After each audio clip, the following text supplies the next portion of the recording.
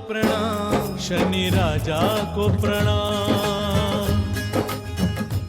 शनि साधिका doctor Vibhashri दीदी जी का संक्षिप्त परिचय। श्री शनीश्वर तीर्थ क्षेत्र शनि आश्रम चिकल थाना छत्रपति संभाजी नगर महाराष्ट्र की आप संस्थापिका हैं। आपके इस शनि आश्रम में ही 24, 25, 26 जून 2023 को एक भव्य पंचतत्व महोत्सव पंच महाभूत लोकोत्सव का आयोजन हुआ था। पंचतत्वों की सुरक्षा और संतुलन के माध्यम से जीवन रक्षा के लिए इन पंचतत्व महोत्सव में राष्ट्रीय संत सम्मेलन का आयोजन हुआ। इस आयोजन के प्रथम दिन का दीप प्रज्वलन अनेक महामंडलेश्वरों पीठाधीश्वरों ने मिलकर किया। संपूर्ण कार्यक्रम का आयोजन और संचालन प्रसिद्ध एस्ट्रोलॉजर साधिका डॉक्टर विभाश्री दीदी जी ने ही किया, जिनके व्यक्तिगत निमंत्रण पर भारत के अनेक राज्यों से 100 से भी अधिक संत महात्मा सद्गुरु आध्यात्म शिरोमणि श्री शनि आश्रम छत्रपति संभाजी नगर महाराष्ट्र की पावन भूमि के संत सम्मेलन में पधारे थे और पूरे महाराष्ट्र क्षेत्र से भी लगभग 500 संत महात्माओं प्रवक्ताओं विद्वानों ने भी इस आयोजन में भागीदारी निभाई और प्रमुख वक्ताओं ने अपने अपने उद्बोधन से लोगों को मंत्रमुग्ध भी किया, जिसमें कोल्हापुर महाराष्ट्र के कनेरी मठ के पीठाधीश्वर स्वामी अदृश्य काट सिद्धेश्वर स्वामी जी, अखिल भारतीय गोसेवा संघ रायपुर छत्तीसगढ़ के प्रमुख दूधाधिधारी मठ के मठाधीश महामंडलेश्वर श्री राजेश्वरी महंत श्री राम सुंदर दास जी महाराज प्रमुख थे। साथ ही बीजेपी के राष्ट्रीय प्रवक्ता श्री सुधांशु त्रिवेदी और नारी रत्न राजेश्वरी मोदी उर्फ राज दीदी नारायण रैकी सत्संग परिवार मुंबई ने अपनी ओजस्वी मोटिवेशनल वाणी से सभी को मंत्रमुग्ध किया। 3 दिनों में 30 से अधिक वक्ताओं को सुनने का सौभाग्य मिला। शनि साधिका डॉक्टर विभाश्री दीदी जी के द्वारा संचालित इस राष्ट्रीय संत सम्मेलन की ज्ञानवर्धक झलकियां शनि साधिका दीदी जी के ही ज्ञानवर्धक कार्यक्रम सुभारती टीवी के सुभारती संवाद साधिका डॉक्टर विभाश्री दीदी जी के साथ कार्यक्रम का महत्वपूर्ण हिस्सा भी बनी। इस पूरे 3 दिवसीय संत सम्मेलन में साधिका डॉक्टर विभाश्री दीदी जी की सुपुत्री अभिनेत्री विभूति शर्मा जी ने अपना महत्वपूर्ण योगदान दिया और सभी संत महात्माओं अतिथियों की स्वागत व्यवस्था को संभाला। कोई मूर्त देखी है, भगवान के दर्शन करते हैं आप कल्पना कीजिए, वह मूर्त पहले वैसी नहीं थी। कोई शिलालेख रही होगी, कोई पत्थर रहा होगा, पर पत्थर से मूर्ति बनने के लिए शिल्पकार ने कितने हथौड़ी उसके ऊपर चलाए होंगे, कितनी छेनी से उसके टुकड़े किए होंगे, कितना तरासा गया होगा, कितना ज़्यादा उस शिल्पकार ने उस पत्थर को मूर्त बनाने के लिए कितना समय दिया होगा, कितनी चोटें मारी होंगी, कितने टुकड़े किए होंगे, उस शिला के ऊपर चढ़ चढ़ के उसे मारा होगा। ना जाने कितनी तकलीफ़ें उसने झेली हैं, कितना उसके दर्द हुआ होगा, पर उसने शांति से वह बर्दाश्त किया, पेशेंस बनाकर रहा और उस पेशेंस के बाद में जो एक निखर कर सामने में एक बड़ी कल्पना आई, वो मूर्त बनकर खड़ी हो गई। और जो मूर्त बनकर खड़ी हो गई उसकी पूजा हम सारे दुनिया वाले करने लगे, उसके आगे शीश झुकाने लगे। उस पत्थर के आगे शीश नहीं झुकाते थे जो रोड में पड़ा था, पर मूर्ति बन गई तो उसके आगे शीश झुकाने लगे। तो जब हमें शनि की 7.5 आती है, शनि का ढैया आता है, शनि की महादशा आती है, तो हम कहते हैं शिला तराशी गई नहीं तो मूर्त कैसे बन पाएगी। हमें तराशने के लिए तैयार होना पड़ता है। लोग हमें तराशना चाहते हैं और हम यदि कहते हैं नहीं, माँ बोल रही है ये मुझे पसंद नहीं, जो पिताजी कह रहे हैं मैं नहीं करने वाला, नहीं नहीं ये मेरा काम नहीं है, नहीं मुझे इसमें तकलीफ होती है, नहीं मुझे सुबह नहीं उठना है, नहीं मुझे कोई पाठ वाठ नहीं करना है, नहीं मुझे कुछ नहीं सुनना है, नहीं मुझे कुछ भी विश्वास नहीं करना है, ये जो हम कह रहे होते हैं ना, ये हम अपने आप को मूर्त बनाने से रोक रहे होते हैं।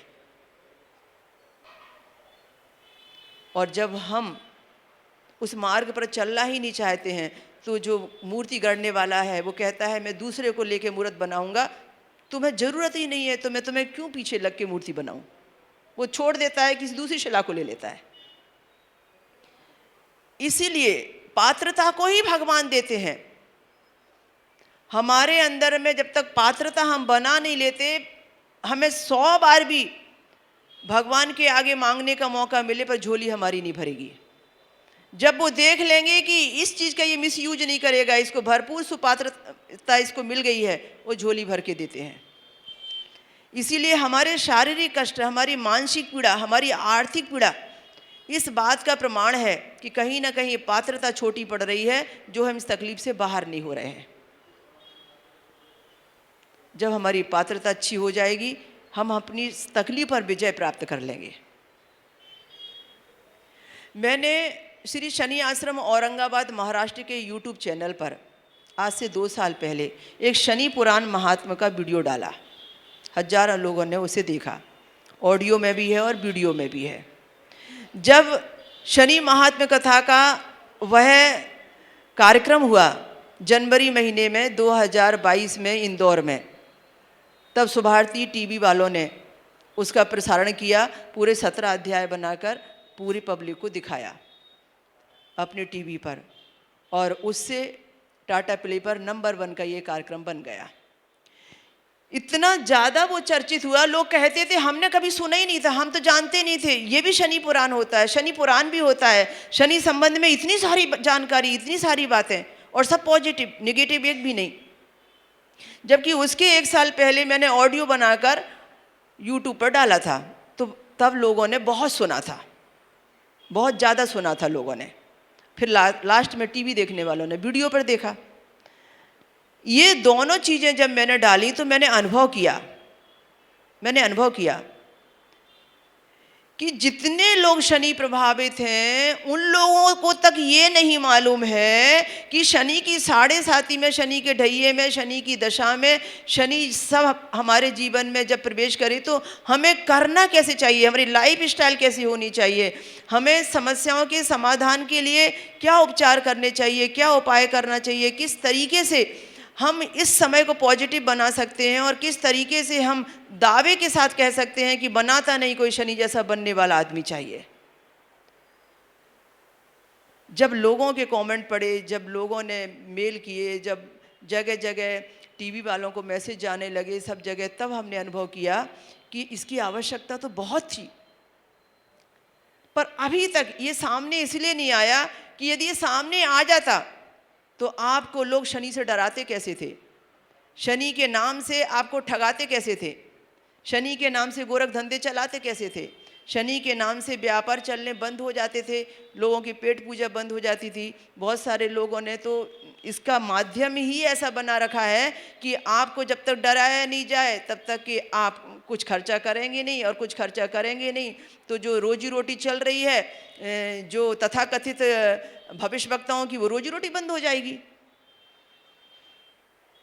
इसलिए किसी न किसी माध्यम से एक अंधविश्वास फैलाना चालू किया कि बहुत ज़्यादा शनि के समय में तकलीफ होती है, बहुत ज़्यादा बर्बादी होती है, दशा बुरी है, ढैया बुरा है, 7.5 बुरी है, शनि का लगना बुरा है, बहुत सारी अफवाहें फैलाई गई।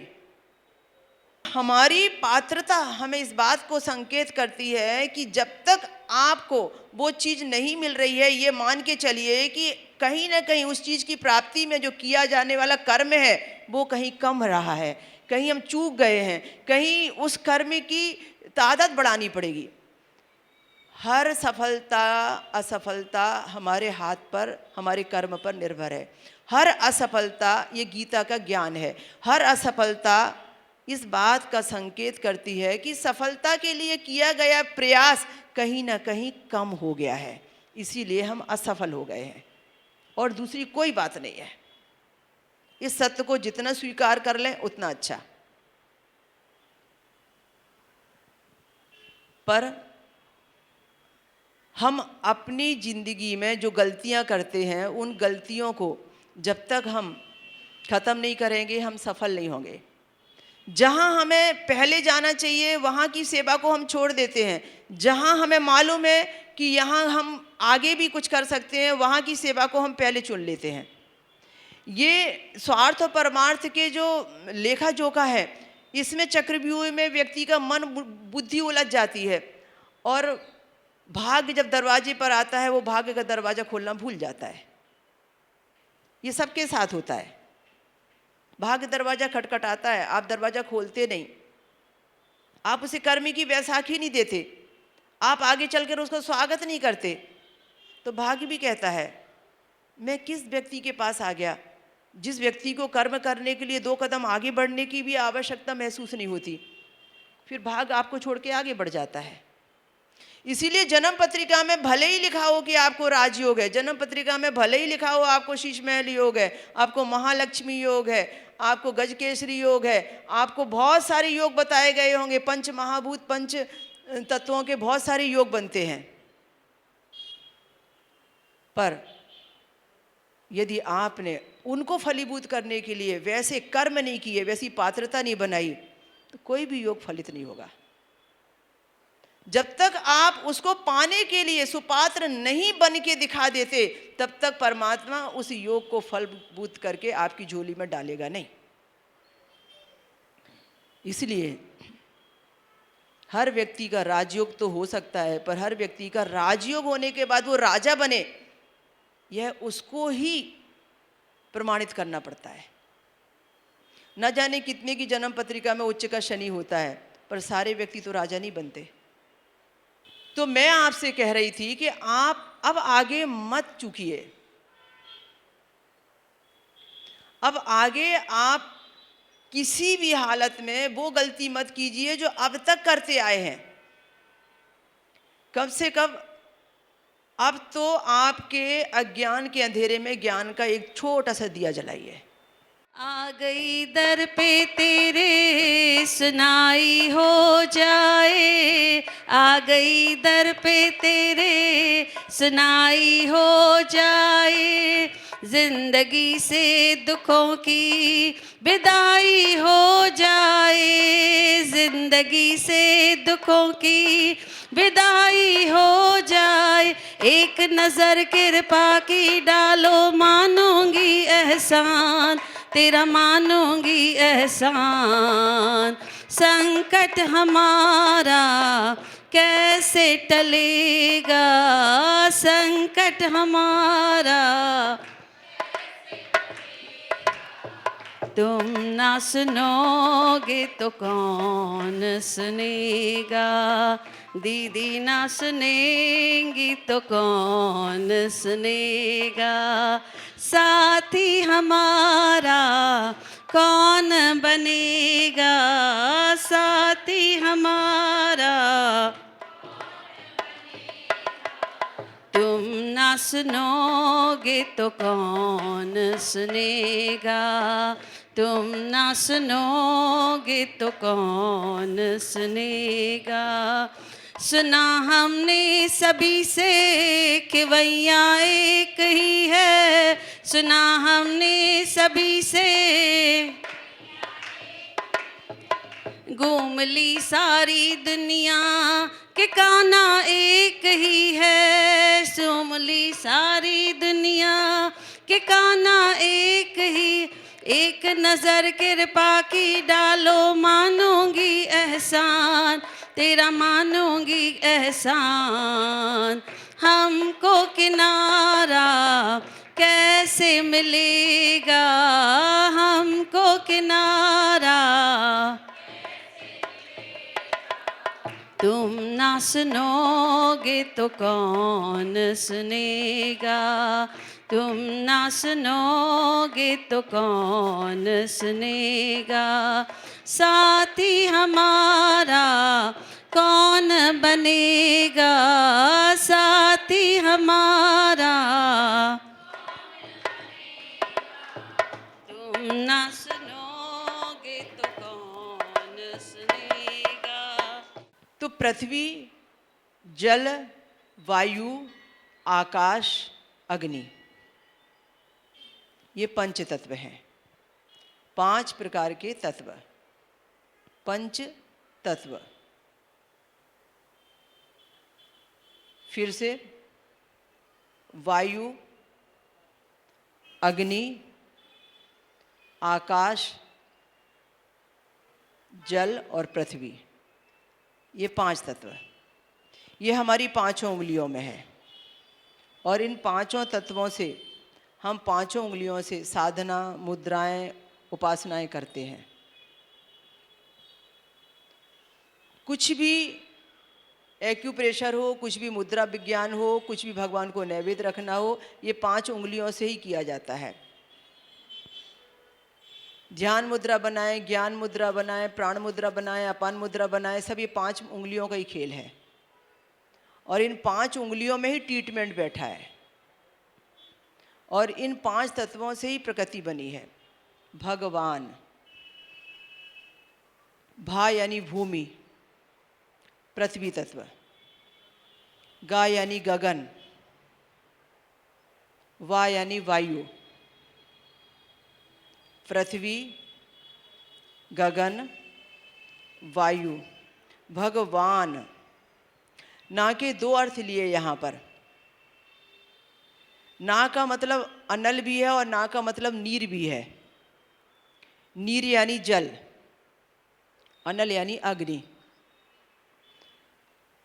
तो भगवान का संधि विच्छेद हुआ, यानी भगवान को जो भगवान हम कहते हैं वो पंच तत्व की शक्ति है, हम उन्हें भगवान कहते हैं।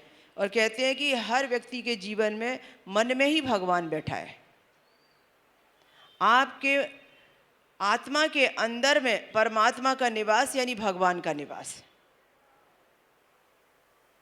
जैसे गौतम बुद्ध ने कहा कि कहाँ मंदिर मस्जिद में जाके खोजते हो, तुम्हारे आत्मा में ही परमात्मा है, मन के अंदर में ही भगवान का वास है। तो ये जो भगवान है इन पंच तत्वों में समाये गए हैं। और पंच तत्वों का प्रकृति ये पूरा मेल है। हमारे पूरे शरीर के अंदर में एक निश्चित मात्रा में पृथ्वी है, जल है, अग्नि है, वायु है, आकाश है। सबसे ज़्यादा जल है 72%, सबसे ज़्यादा जल 72%।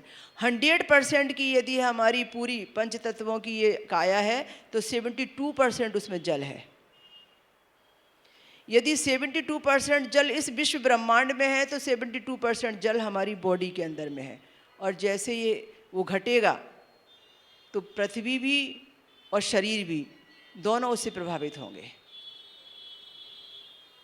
इसीलिए हम बीमार रहते हैं, क्योंकि हमें पंच तत्वों को संतुलित करना नहीं आता। हम पंच तत्वों के साथ खिलवाड़ करते हैं। हमारे पास धन नहीं बचता, हम आर्थिक तकलीफ में हैं, हमारे व्यापार अच्छे नहीं चलते, हम कर्जदार हैं।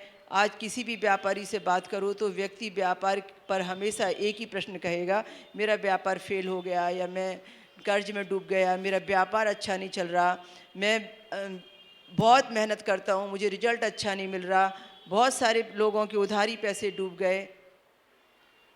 हमने पंच तत्व को समझा ही नहीं। जितना ज़्यादा ये तत्व हमारे बिगड़ रहे हैं उतना ज़्यादा हमारा सब कुछ बिगड़ रहा है। कल का दिन एक स्पेशल दिन होगा। कल के सत्संग में मैं आपको बताऊंगी कि किनके पास लक्ष्मी नहीं आती और किनके पास लक्ष्मी चलकर आती है। कौन लक्ष्मी जी को बिना बुलाए भी लक्ष्मीपति बन सकता है और कौन व्यापार को बहुत अच्छा चलाने पर भी अच्छा व्यापारी नहीं बन पाया। कल के प्रसंग में मैं बताऊंगी कि लक्ष्मी जी ने शनिदेव से क्या वायदा किया है और शनिदेव जी कृपा कैसे होती है और लक्ष्मी कैसे आती है।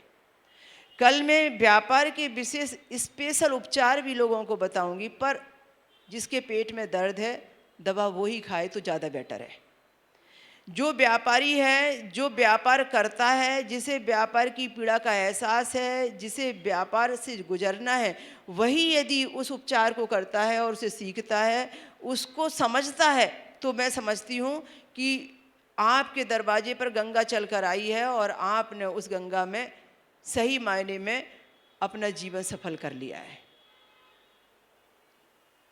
पर यदि घर का कोई दूसरा सदस्य उनको ये कहता है कि मेरे पति का व्यापार सुधर जाए तो मुझे बता दीजिए, तो इसका मतलब यह है कि उससे बड़ा ज्ञानी दूसरा आदमी नहीं है। जाके पाँव न फटी बिमाई, ते क्या समझे पीर पर आई। जो व्यक्ति व्यापारी नहीं है या व्यापार का एक काखा गा भी नहीं जानता है, वो व्यक्ति यदि व्यापार को अच्छा चलाने के लिए प्रार्थना भी करता है तो उसकी प्रार्थना में श्रद्धा नहीं होगी, उसकी प्रार्थना में वो पीड़ा नहीं होगी जिससे वो गुजर रहा है। इसीलिए उसको कुछ भी लाभ नहीं मिलेगा, उपचार भी वो कर नहीं सकेगा, उपचार भी उसके लिए करना ना करना बेकार हो जाएगा। पर आधी दुनिया ऐसा ही कर रही है। बच्चे तकलीफ में हैं तो बच्चे नहीं कर रहे हैं, पर बच्चे के माता पिता कर रहे हैं। परिवार का जो व्यक्ति तकलीफ में है वो नहीं कर रहा है, पर घर की माँ बहन बेटी उसके लिए बहुत कुछ कर रही है। तो ये वाया वाया वाया वाया ये नवग्रहों में नहीं चलता, ये पंच तत्वों में नहीं चलता, ये आपके भाग्य परिवर्तन में नहीं चलता। जिसे शनि की 7.5 है उपचार उसी को करना पड़ेगा, जिसे ढैया है उपचार उसी को करना पड़ेगा, जिसे शनि की दशा चल रही उपचार उसी को करना पड़ेगा। आप लाख कोशिश कर लीजिए कि आप अपना फल ट्रांसफ़र कर देंगे, तो आप अपना फल ट्रांसफ़र नहीं कर पाएंगे, किसी हालत में नहीं कर पाएंगे। इसीलिए वो व्यक्ति ज़्यादा सुखी है जिन्होंने सही मायने में इस तत्व को समझ लिया है कि मुझे यदि ये तकलीफ़ है तो मैं इसका निवारण करूं, और उसको रिजल्ट भी बहुत अच्छे मिल रहे हैं।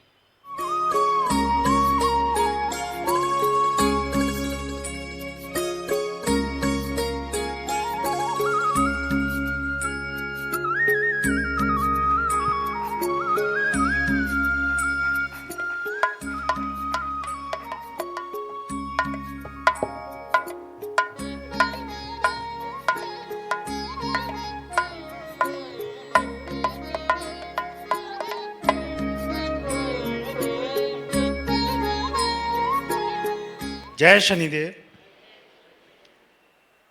मैं कानपुर उत्तर प्रदेश से प्रशांत पांडे। मैंने कला के क्षेत्र में पढ़ाई भी करी, बच्चों को पढ़ाया भी। कई आज युवा कलाकार मेरे ही शिष्य रहे हैं। कई बड़ी एनिमेशन कंपनीज़ में, कई फिल्मी दुनिया में वो अपना कला का दायित्व पूरा कर रहे हैं, और वो सब भक्ति, और उसमें जितनी भक्ति नहीं उससे ज़्यादा उसका विश्वास, वो सबसे ज़्यादा महत्वपूर्ण है। और दीदी के सानिध्य में जो मुझे सेवा का मौका मिला, शनि की कृपा को जब मैंने खुद पर महसूस किया, तो उसका परिणाम कुछ इसी तरह का होना चाहिए। धन्यवाद। हमारे पहलानी जी उनको हार पहनाकर उनका सत्कार करेंगे। आइए, उनका सत्कार कीजिए। इतना बड़ा उपहार, इतनी मेहनत, इतना उनके अंदर में श्रद्धा भाव था, उस श्रद्धा का सम्मान।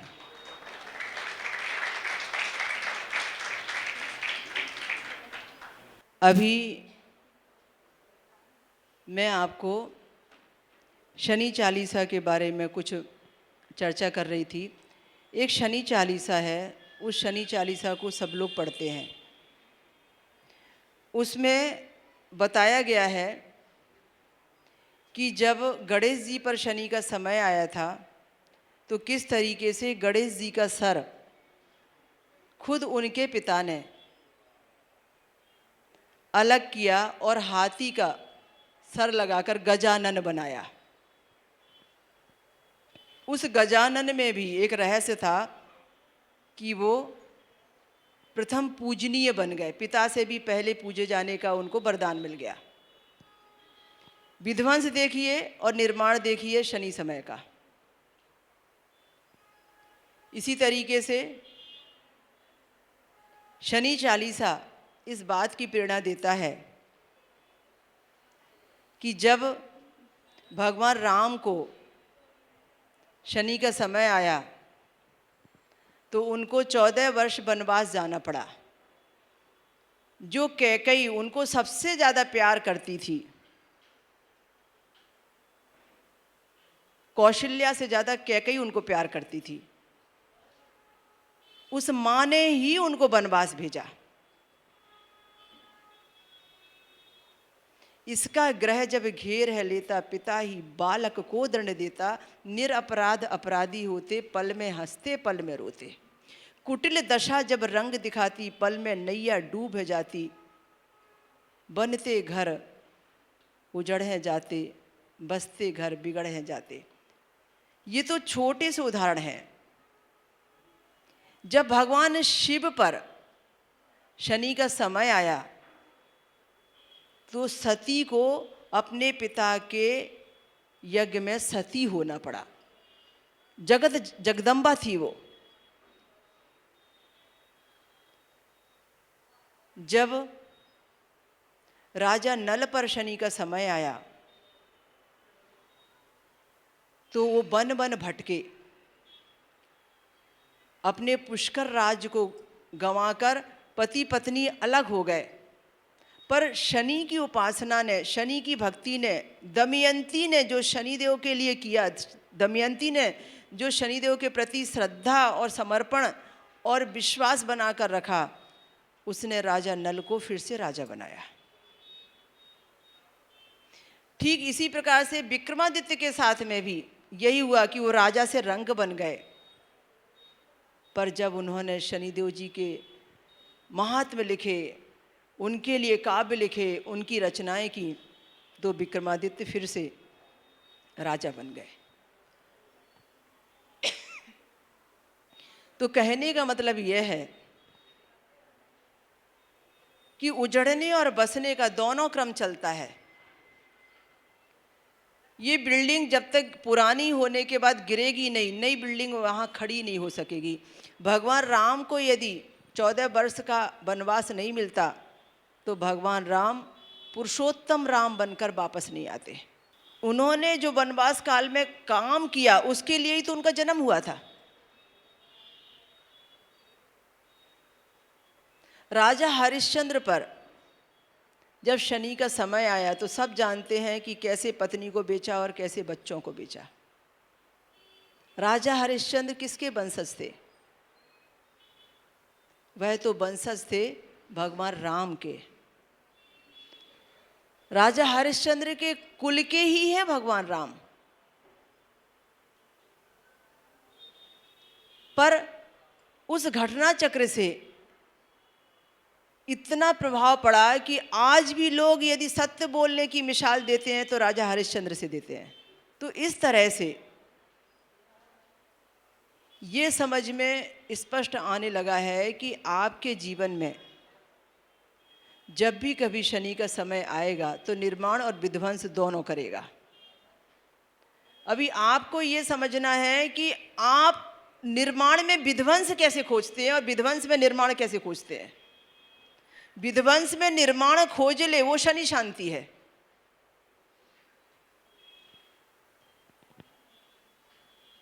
कुछ छोटे से उपाय आप यदि रोज नियम बना लें, कि आप सुबह उठते ही बिस्तर छोड़ने के पहले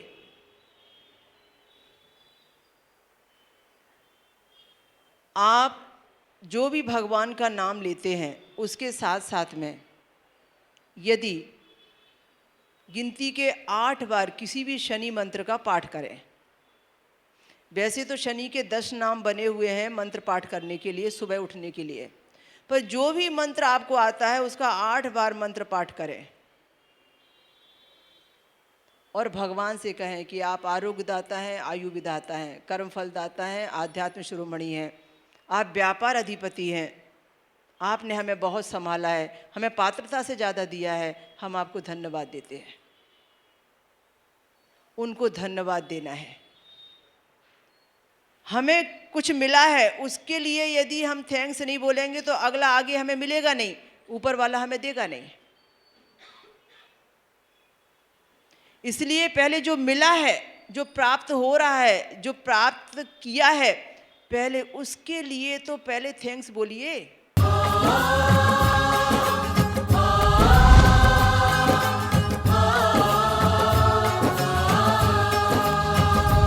शनि देवा को प्रणाम, शनि राजा को प्रणाम।